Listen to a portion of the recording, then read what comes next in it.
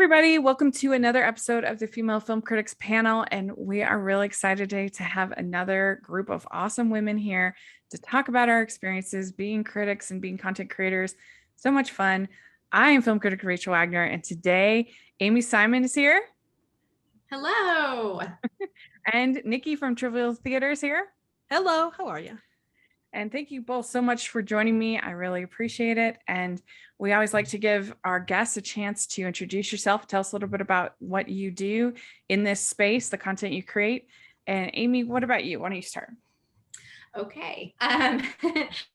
Well, I have been reviewing films for about 15 years for a website called 3imaginaryGirls.com, which is a Pacific Northwest-based website that mostly covers music, does some film. We cover the Seattle International Film Festival every year. So I write reviews there. And then also about 12 years ago, I started a blog called I Love Splatter.com, which focuses exclusively on horror films. And last year, we're coming up on a 1-year anniversary. My friend Adrienne and I started a podcast for I Love Splatter, where we only talk about women-directed horror films. And this was in response to somebody, Jason Blumhouse, saying that, when asked why he didn't hire more women directors, he said that there just weren't that many. So Adrienne and I decided to make a podcast to show the world basically that there are a ton of amazing women directors who direct only horror or who have directed some great horror films. So that's I love that. I didn't realize that it was specific to gender specific, the podcast. That's great. Yeah. Yeah. Oh, that's great. Well, Nikki, why don't you introduce yourself next? Hi, I'm Nikki. I'm got a YouTube channel called Trivial Theater. And Amie, thank you so much for doing what you do. And boy, that cough sounds nasty. It's too bad that certain individuals can't see, all the great stuff that's out there and the immense amount of women that are in the space. Maybe certain individuals should take another look. Anyway, I've had my YouTube channel for about 2.5 years, and I review random, obscure, and straight up bad movies, or that's kind of the tagline that I go with. I cover everything from the 30s or even the 20s up through modern day. I just did Malignant, which was only my second new movie. Otherwise, I've done things as weird as Things, and as well known as Killer Condoms, Killer Condoms. So, I cover the full spectrum of weird. A lot of my stuff aims towards horror, but it's not exclusively that way. So I also do, I just started a podcast with Movie Emporium on YouTube talking about the Twilight Zone. We're on episode 6 and we haven't driven each other nuts yet, so that's a good sign. Very cool. Yeah. So for your blog that you do, the 3 Imaginary Girls, how do you decide kind of what you're going to be covering and what you're going to write about on there? Well, obviously things have changed during the pandemic, but I kind of just pick and choose. I co-edit the blog with my editor and founder, Liz, and she's not strict about like assigning me anything. So it's kind of just like, if I want to go see a new film, I will go see a new film, or I might cover some independent films. I get a lot of pitches in my inbox for indie film, and actually my day job is as a marketer for an agency called Smart House Creative, and we primarily work with independent filmmakers. So I do try to shine a spotlight on those things as well.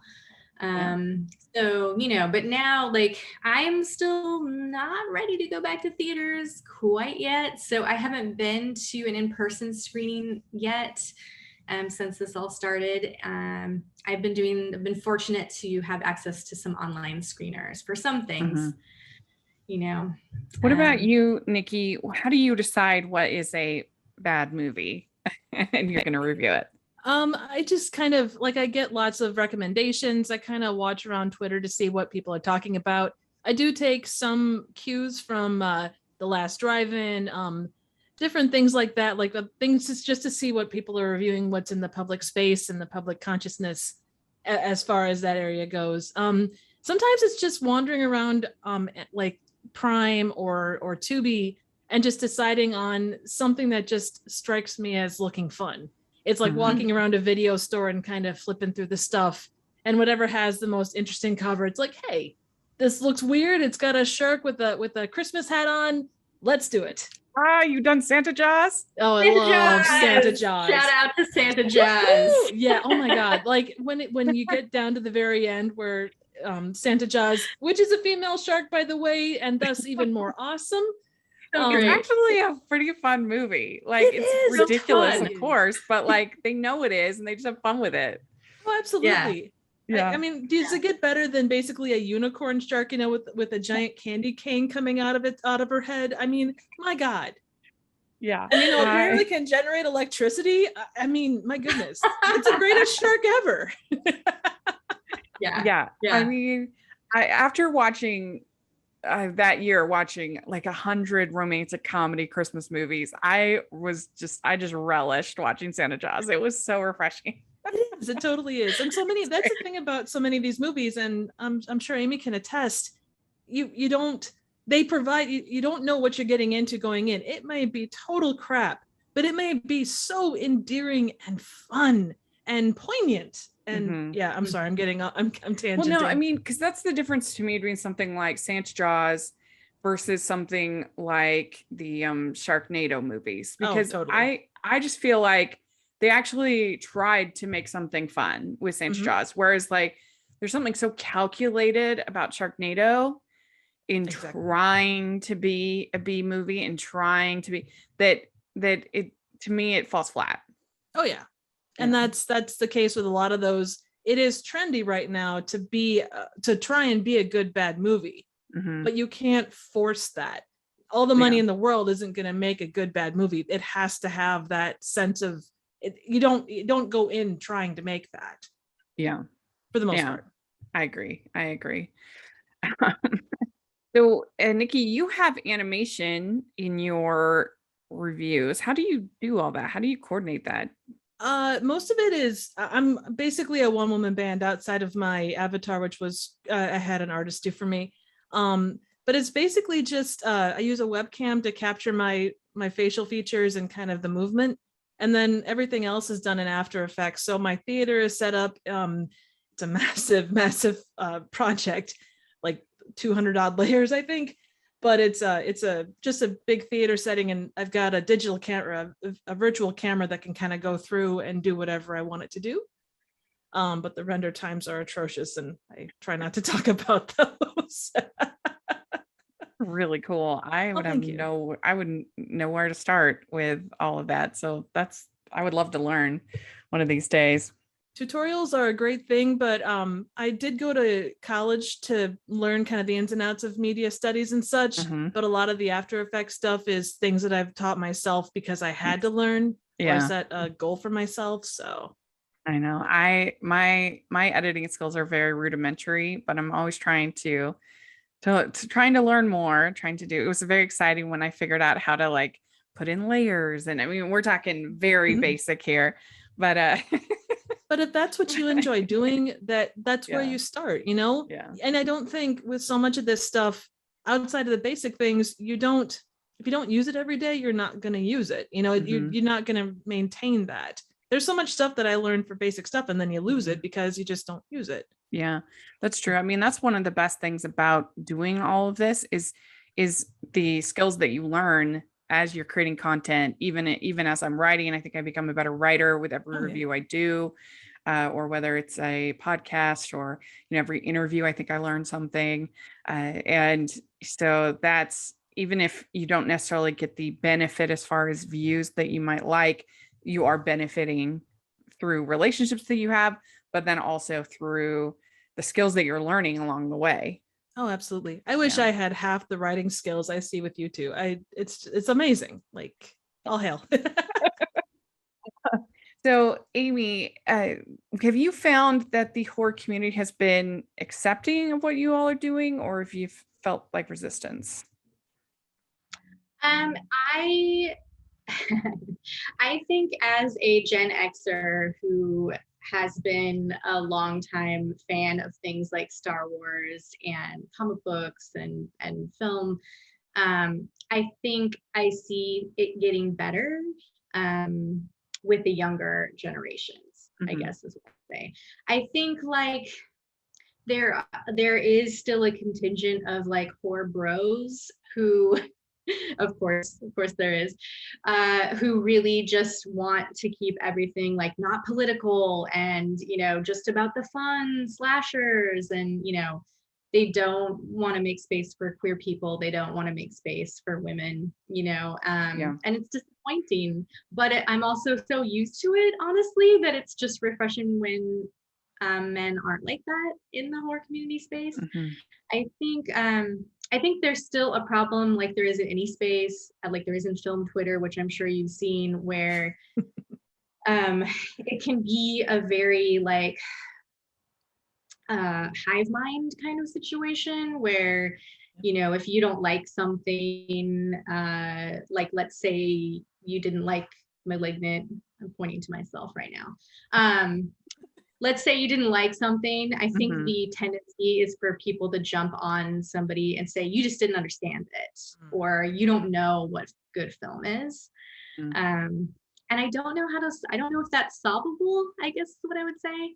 It's great to see new voices coming in. It's great to see more diversity in communities, especially in the horror community. But I think like there's still a little bit of us all grouping together as outsiders that happens. But I do, like I said, I do think younger generations aren't that way. And I saw that very clearly the one year that I was lucky enough to go to Fantastic Fest, where it was like younger male fans, you know, would just talk to me like I was a normal person who liked movies, and like literally every single guy in my age group, you know, would say, what was your favorite movie that you saw? And I'd say Suspiria 2018. And they would immediately say to me, have you seen Argento's? Have you seen it? Right. And it's just like, actually, yes, I'm a huge Dario Argento fan and I still love that movie. But like, there's just a difference in the way those men talk to me as opposed to younger. Absolutely. Yeah. I do find it interesting that people don't think that slashers and horror is political, or not political, but, you know, it drives so many social issues. I mean, the blowback on Candyman as being too woke is so goofy to me. It's so like, goofy. And did they not see the first movie? Did they not understand that there's political messaging in it? Oh, it was just about a guy with a hook. There wasn't anything else. Cabrini Green, whatever. Yeah, I mean, I have to say, I mean, I don't watch that many horror movies, but I did watch Candyman and I wasn't a big fan of it. And it's not necessarily because it's woke. It's because I felt like the script was kind of clunky in the way that it executed the dialogue. And they, instead of having, it was a classic example of kind of show, don't tell, you know, that instead of having the scenes build in tension, instead they had them just talking about it and explaining it instead of actually creating tension. And I felt like a lot of the kills and a lot of the things that were happening were very random.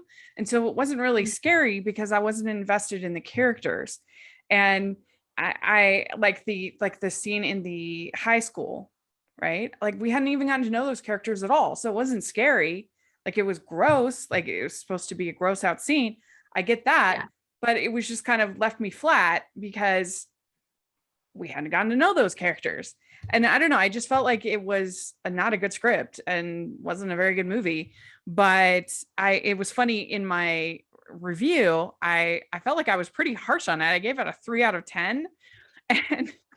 But I was trying to kind of explain why it didn't work for me, but then there were some other strengths that I saw. And it was really funny. I got this comment after that says that he says that don't let woke society scare you to death. Call it like you see it. And then he says, your movie reviews are like overcooked spaghetti, limp and bland. Ugh. You got it. Like, you got to love the trolls that roll in there. I guess 3 out of 10 wasn't. Of course, then he has to end it that you are the reason our society is being flushed down the toilet quicker than Joe Biden forgetting where he is. I'm like, what are you doing? That doesn't even make sense. It doesn't make any sense. I'm like, I'm sorry I didn't hate it enough for you. Evidently a 3 out of 10. we like Adrian and I keep hoping that somebody like that will email us about the podcast, but nobody has yet. But we really want them to, just so we can roast them on the podcast. Oh, when you do, please roast them well. Like just chestnuts over an open fire level, please. I think that the biggest example I can think of something like that for me was when I tweeted about Terminator Dark Fate. And I hadn't seen it when it came out, and I watched it on streaming rental, and I was like, why didn't anybody tell me that the women in this film are so badass? Like, I would have watched this movie way sooner. It was really good. It's like one of the best Terminator sequels, and a sci-fi convention. Much, but... Yeah, that's true. But a huge sci-fi convention retweeted me, and suddenly all these dudes started like rolling in. All these Terminator fans, right? Because I mean, I don't want to give you any spoilers about Terminator Dark Fate, but something happens at the beginning of the movie that all hardcore Terminator fans are just up in arms about. All the ones that hate all the woke stuff, they hate this thing in Terminator Dark Fate. And so like I was getting like comment after comment, and it was just like, your opinion is dog shit. Like, you don't know anything about movies.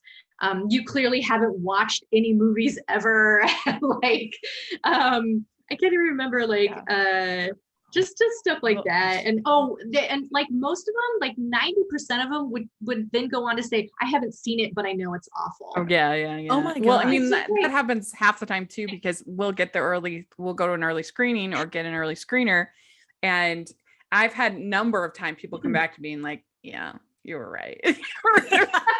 Hey, at least they admit it. Like that not that that's worth a ton, because the the toothpaste is out of the tube, but for God, at least they say, okay, you had a point. And with some guys, that's as much as you're going to get. Not that that should be the norm, because it shouldn't. Their heads are clearly shoved up places we don't like to talk about, but and it does take it to a whole nother level when you get on Rotten Tomatoes. And especially with the superhero movies, it is just brutal. And I have to admit that now I kind of wait as long as humanly possible until the people are saying like, we need the review now. I'm like, okay, fine. All right. But some of them I choose not to. I waited over a year until the Oscar season to review Joker, because I was just like, I'm not going to do that. Like, it's not like because normally I review family films, so it's not like it's one I need to cover. And why do I? There's no reason. I don't work for a publication that was requiring me to cover it, and it's just going to make my life miserable. So why would I do that? Right, absolutely. Mental health is more important sometimes. Yeah. Unless there's some reason it's not animated, it's not a rom-com. That's my field. That's where I cover. But and of course I didn't care for it once I saw it. I don't even ever want to see that movie. That's how much I don't care for it. I thought it had some interesting little side bits. Like there were pieces that you could pull from it and go, oh, well, does it mean this? Does it mean that? Like the theories about what it meant was interesting to me. But the overall movie I could have given or taken. Yeah, I think that's fair. Yeah. I mean, it wasn't like a disaster. I just felt like it stacked its cards so high on one side to make you feel like there was no actual like stakes in a way, because there like it would have been nonsensical for Arthur to have made any other choice than what he makes, because people are so terrible to him and everything is so like, you needed a dose of humanity to kind of balance it out, to make his character's choices feel as conflicted as you wanted them to feel, right? Otherwise it's just like, I don't know, if somebody is just getting beat up by every single person in their life, then of course they're going to behave that way, and that makes it less interesting. Absolutely. To me. Yeah. And you knew what was coming. If you would have had it not called the Joker, you would have had it maybe an interesting psychological study about a person, but being that it's called Joker, right? The end result. It's like the Star Wars prequels. You know what that end game is going to be. So right, exactly. Well, question I like to always ask in this series is, Do you think that it is important to have female film critics, or at the end of the day, is a review a review? Like, does it not necessarily matter, like whether the gender of the film critic, and how do you feel kind of about that dynamic? What do you think, Nikki? Oh, it's massively important. I Mhm. mean, even if, amongst women reviewers, and it doesn't matter what the movie is, the Yeah. varied experiences. I mean, honestly, rom-coms are not particularly my thing. That doesn't mean that I don't have the ones I enjoy, but for my taste, they have to be a little outside the box. Mhm. So the way I would review a rom-com is different than the way you both would review one. But, Right. take that in mind. I think you can still look at a movie and say the cinematography was great or the story lacked. It's not the subject does come into play, but it's certainly not the only thing. Mhm. Yeah. What do you think, Amie? Yeah, I think it's incredibly important to have a lot of diverse representation including film criticism. Because, I mean, somebody who's like a 65-year-old cis white male critic is not going to review something like Revenge the same way that a woman is going to review it. I think that you need to have those things. And conversely, like, I'm not going to review Candyman the same way that a Black film critic is going to review Candyman. So I Exactly. think, Mhm. it's good to have those different perspectives, and it's good, just like it is in film, of course, until we get more representation on film, like it's always going to be uneven. But yeah, I like to read different people's perspectives. I like to hear different perspectives on different films. Yeah.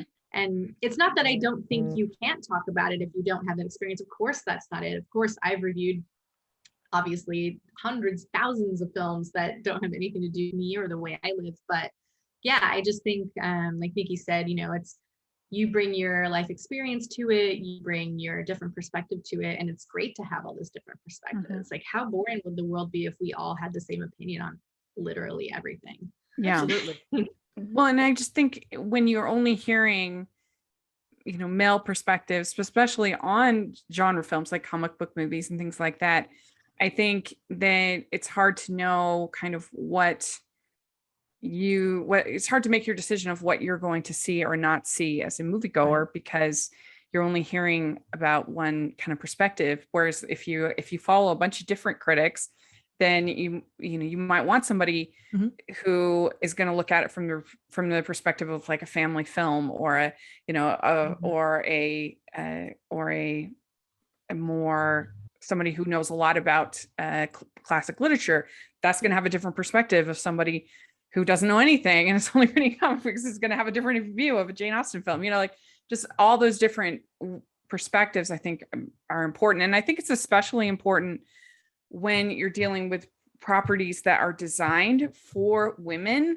If we don't have women saying, nope, this is not enough, this is not right, this is not this, or we like this is good, make more of this, Exactly. then we're just going to get people in Hollywood just throwing darts at the board, hoping that we like it. And how do they know if we don't tell them?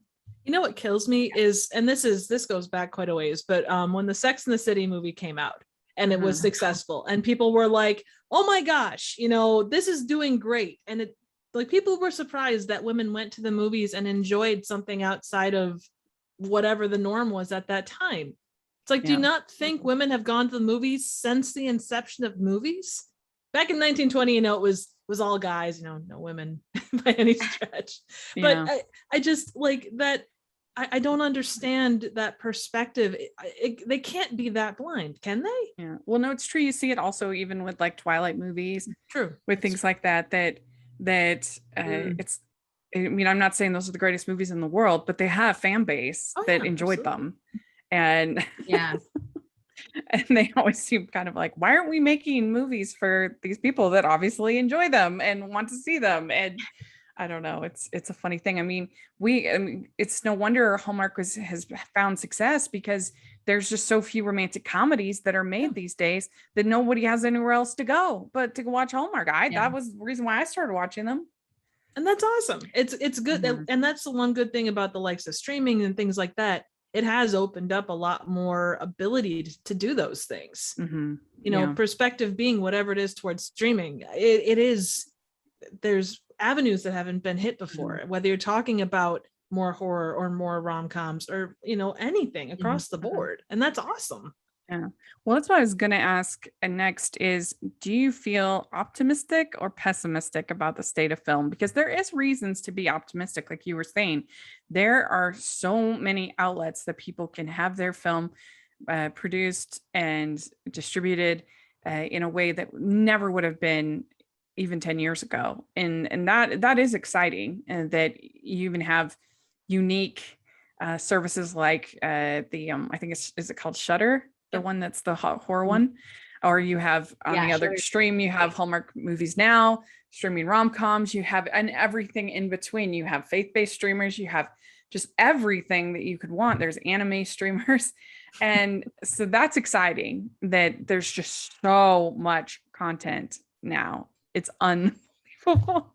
It is. I mean, we were just talking before we're off air about how, I mean, last year I watched watched and reviewed 115 Christmas movies. And this year I anticipate there's going to be even more available to watch. And I don't know if I'm going to be able to do it this year, but I'm going to try.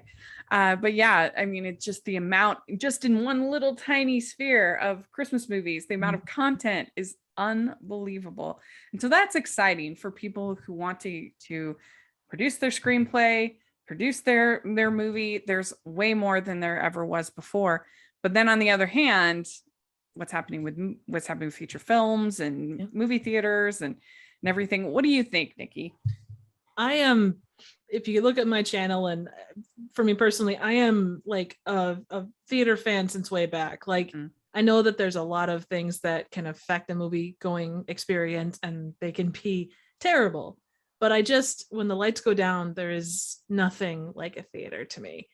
Having said that, the world has changed. And even before this, the world was changing.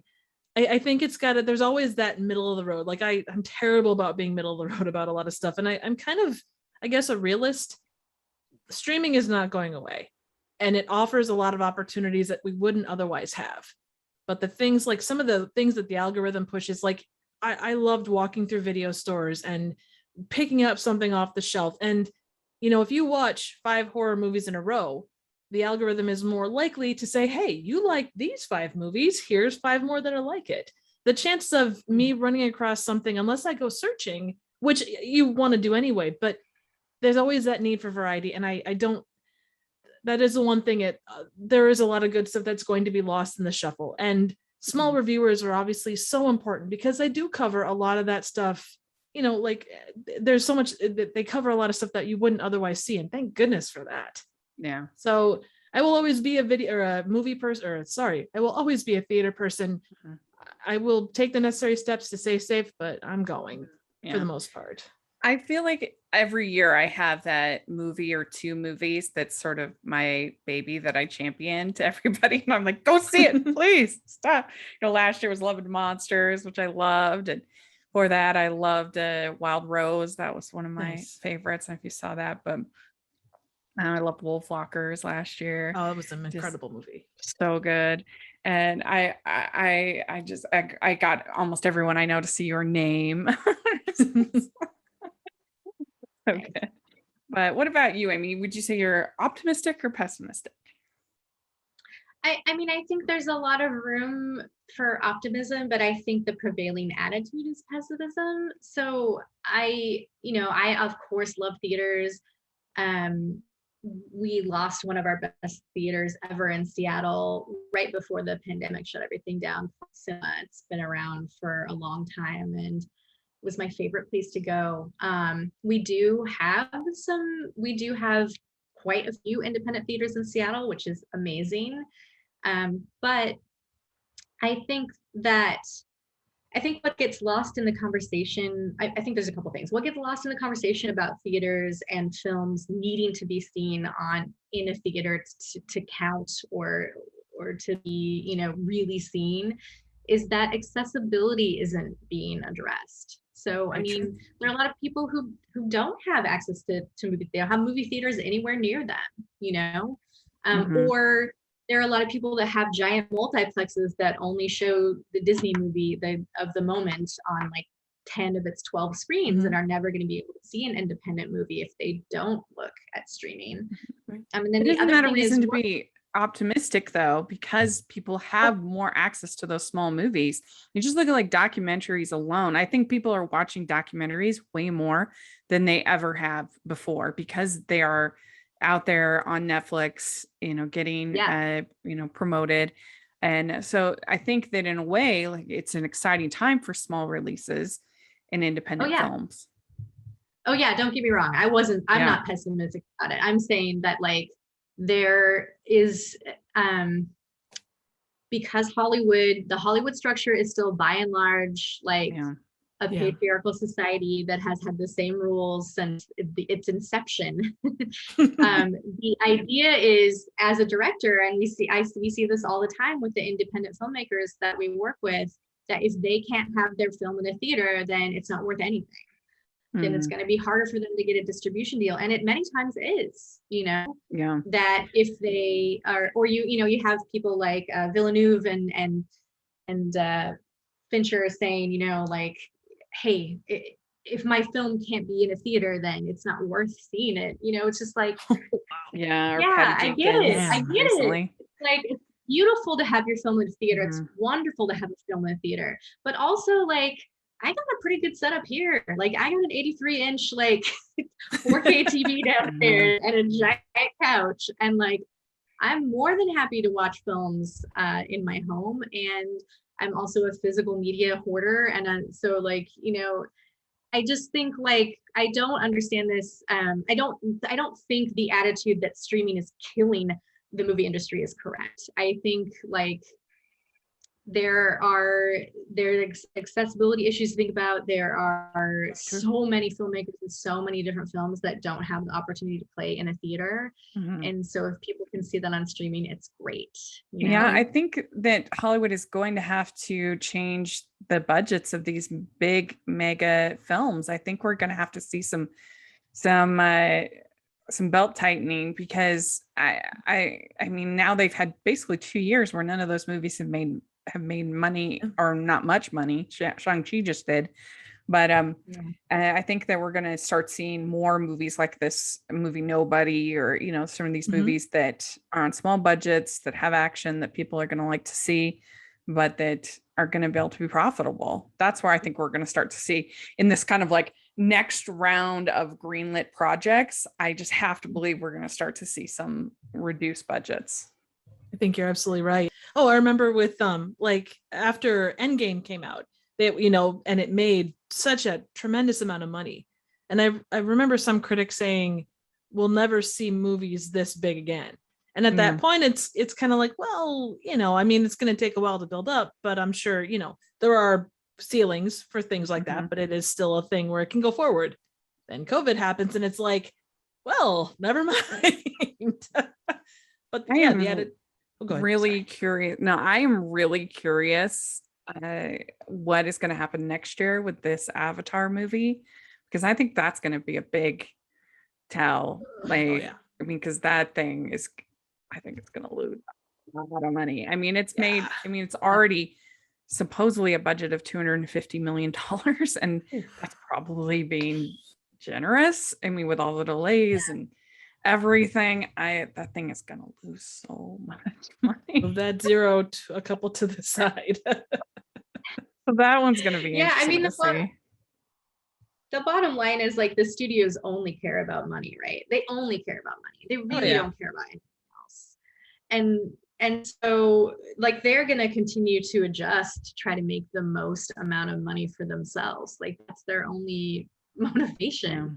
Totally. But it is interesting I'm just gonna say this, that if a male director's film tanks, you're gonna see them get another job. And if a female director's film tanks, you most likely are never gonna see them again, or not until years later. That's whole mentality. True.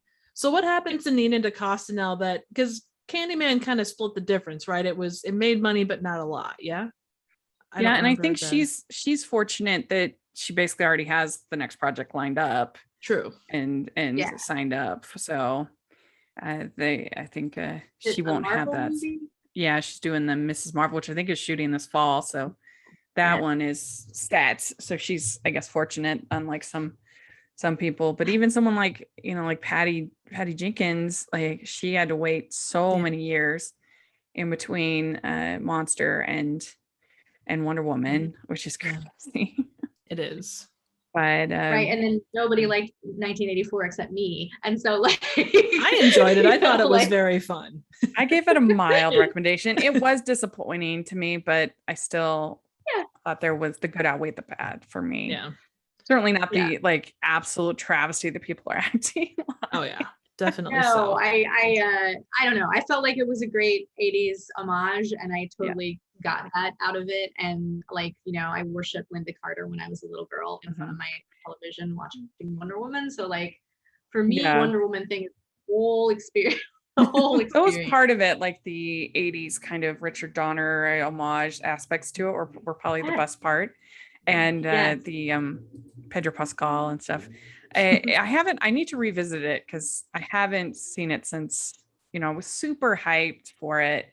And I was primed to kind of almost feel disappointed no matter what came out, I feel like, because I loved the first one so much. But anyway, I need to revisit it. But yeah, I mean, I liked Black Widow. I liked Captain Marvel. So I don't know what that says about me. But Yeah. I had to defend Wonder Woman ever... 19. Oh, sorry. No, go ahead. Oh, go I ahead. was just gonna say I had to defend Wonder Woman 1984 on a podcast that set up like a courtroom. Got absolutely found guilty, but it was such a fun thing to try and defend that. Yeah. I'm doing it. So good. That sounds fun. That sounds really fun.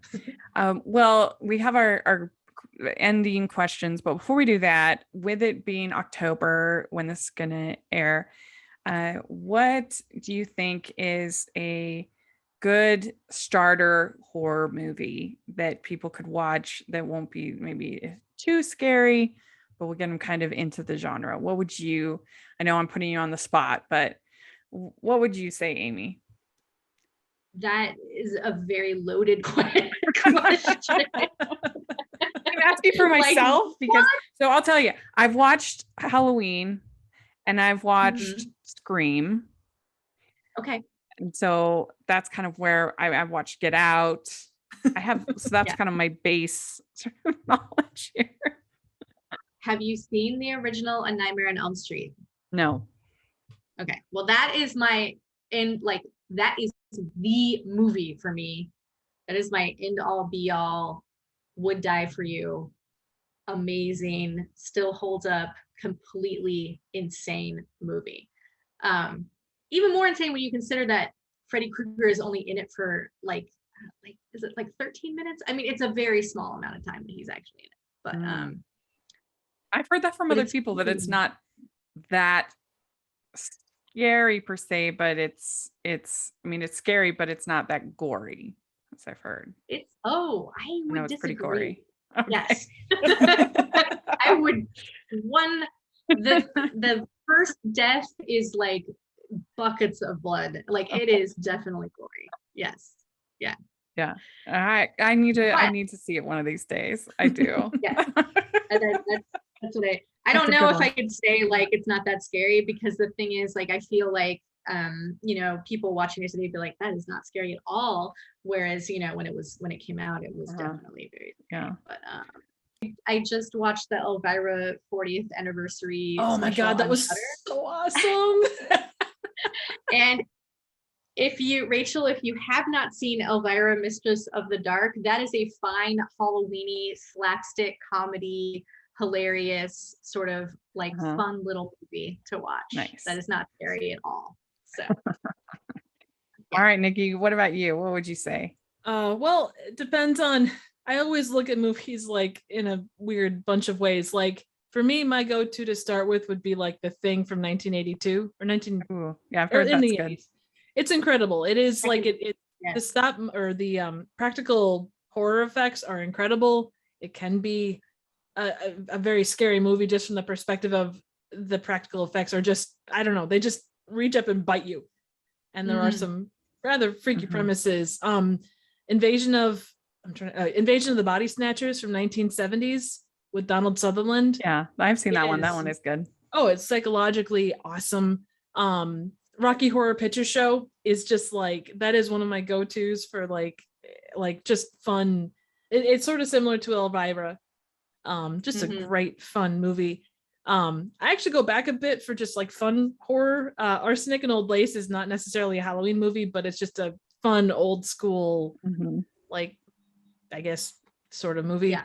But absolutely best is Tucker and Dale versus Evil. That movie is it's super gory, but it involves someone going through a wood chipper, which totally makes my day. It's so fun. It's such a fun movie. Yeah. Sorry, Fargo, right?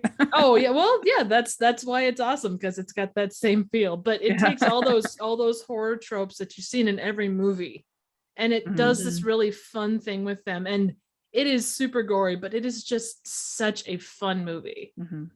I think a fun like gateway would be I think Gremlins would be a fun one. Oh yeah. Yeah, that Totally. has some decent scares, but doesn't take itself too seriously, but it has some like grisly moments with like the guy getting caught in the chimney and dying, it has some the really dark, really dark tale that Phoebe tells about her father. Is just like, that's such a, I love that about that film, that they just plop that in there, that like horrible true story right in the middle of this like kind of fun comedy.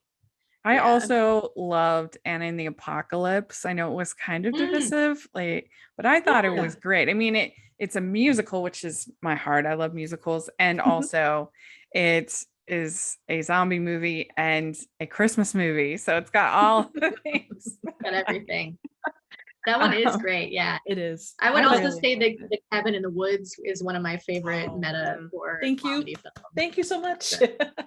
Yeah, I think Anna and the Apocalypse would be a fun one for like a cult classic if you were doing one, Nikki. Oh yeah, absolutely. That would be a good Christmas movie that I would consider doing. So like when they get underneath the inflatable pool and the one lady comes and sits down, that whole I lost it.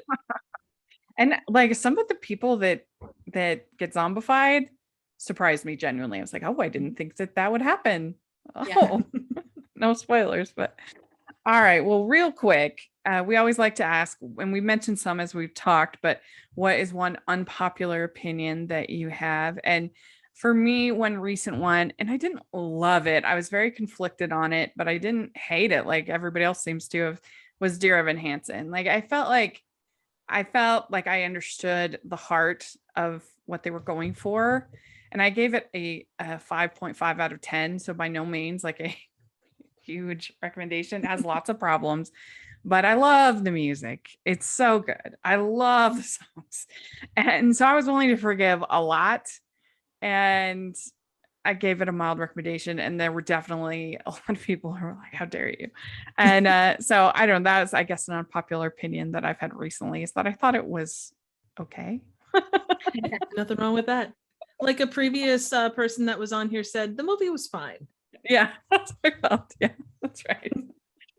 What about you, Amie? What unpopular opinion do you want to talk about?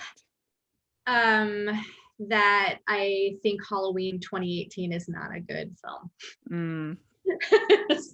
I've heard that from some people actually, that they did not like it. I follow a horror YouTuber, Cody Leach. He wasn't a big fan.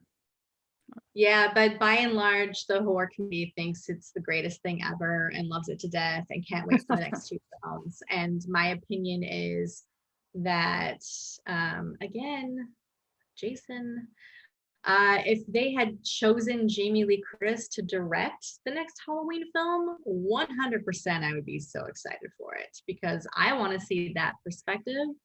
And I want to see what she would do with her own character that would be different than just sort of sticking her in this, like, honestly, and people are going to come for me for saying this, but Halloween H2O did such a better job of portraying Laurie Strode as a traumatized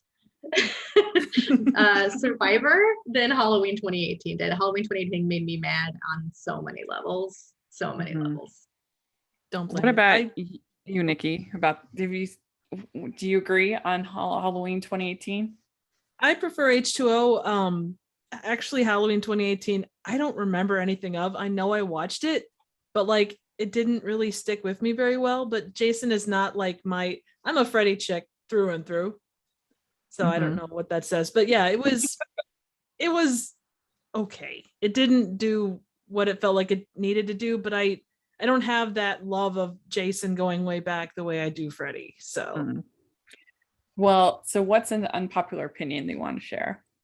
uh, and this is probably not the most unpopular opinion, but I've seen a lot of talk about it on Twitter, so I'm bringing it up.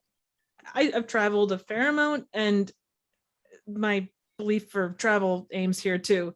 Whatever it is that's in your comfort zone of movies, you need to get out of it. You know, if you are a modern movie fan, go check out classics, go check out art house, go check out like good bad movies, because you see these people saying, oh well, I've never, like, I knew someone that loved Star Wars, was a Star Wars fan through and through, but never watched A New Hope because they assumed that it was boring. What? I know, Because it's like it's from the it's 70s. yes, It's crazy. I mean, that's an extreme case, but it doesn't matter. You know, you don't have to watch classics. You can absolutely hate Citizen Kane because God knows that movie has issues. But I mean, technically it's amazing, incredible, but it is what it is. Yeah. But step outside your comfort zone. And there's so many people that don't, and they claim to know movies in and out. If you want to call yourself someone that's knowledgeable about movies and you want a well-rounded, you want to be considered well-rounded, step outside. I agree. I have every month on my blog, I have a blind spot that I cover, and sometimes it's a cult classic, sometimes it's just a popular movie, sometimes it's a classic, whatever it might be. And I have so much fun doing that. That's when I saw the original Halloween. That's when I saw Scream. So, trying to kind of push myself out of my comfort zone. And I haven't actually seen the 1931 Frankenstein. So I'm seeing that for October for my blind spot. I watched the 1954 Godzilla. That was a blind spot that I had never seen, even though, obviously it's so iconic.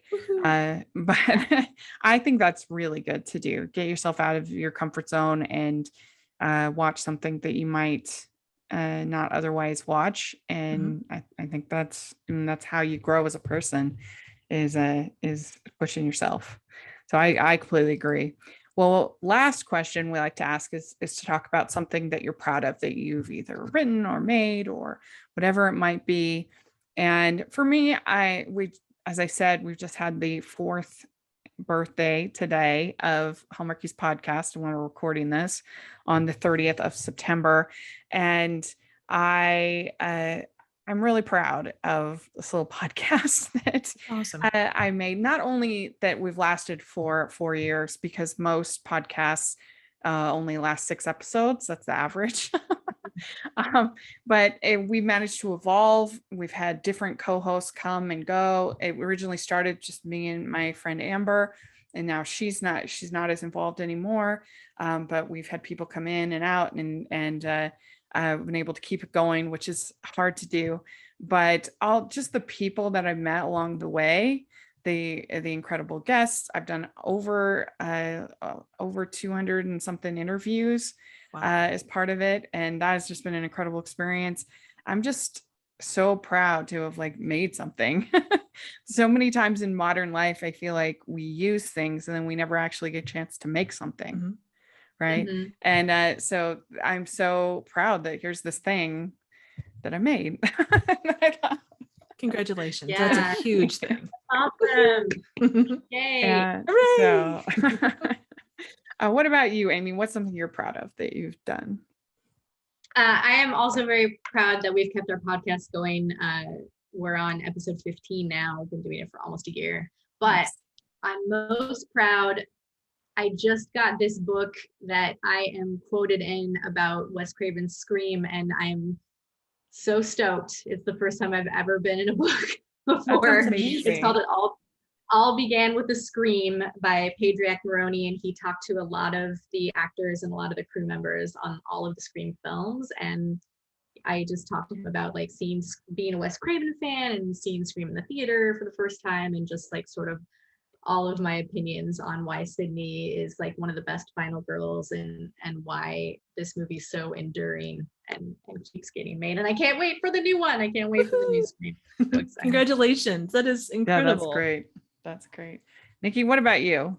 So I have collabed. I started doing this collab thing back in February of last year with different reviewers and different people around YouTube, different podcasters. And I just hit episode 23 of Collab Theater, and it has opened my eyes to so many movies I wouldn't have otherwise watched.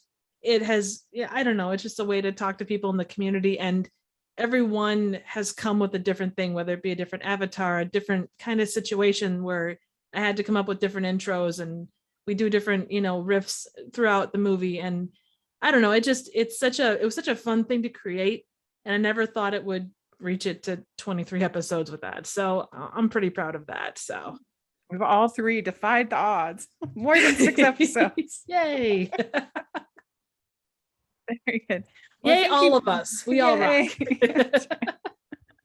Well, thank you so much, both of you, for coming and doing this. This was a great episode. I really enjoyed talking to both of you so much. Hopefully we'll have you back. And why don't you tell people how they can find you and your content when you start, Amie? Sure. So ilovesplatter.com is my horror movie blog. 3imaginarygirls.com is the other blog that I write film for. I'm on Twitter and Instagram as Reanimator, as in reanimator, but Reanimator after Amie. And also I Love Splatter Instagram is where I'm doing my 100 Days of Horror project. I'm on day 68, where I watch a to me horror film every single day until Halloween. Wow. That's awesome. Incredible. Okay. Oh, and what about you, Nikki? You can find me on YouTube at Trivial Theater. It's just spelled the normal way, R-E, not E-R, because I'm just not that fancy. You can also find me on Twitter at trivia_chick, and watch out for weekly episodes of the Twilight Zone podcast on the Movie Emporium YouTube channel. Great. We'll have that all in the description. Just make sure you all are following both of these wonderful creators. It's so great to get a chance to meet both of you. And you can find me at Rachel's Reviews, all of our social media, iTunes, YouTube, and on Rotten Tomatoes. So check that out. Also, make sure you're following the Hallmarkies podcast. Lots of fun stuff going on over there. And please like this video. Please subscribe to the channel. And if you're listening on iTunes, please leave your ratings and reviews. Really appreciate that so much. Also have the merch store, which you can get the Female Film Critics Panel logo merch, which is really cool looking, I think. So check that out. And then also we have the Patreon group, which is a lot of fun, and only $2 a month to support the content. And again, appreciate that so much. So thank you so much, ladies. And we'll hopefully talk again later. Have a great fall and a great October. Happy spooky month. Thanks for having me. Bye, everyone. Bye.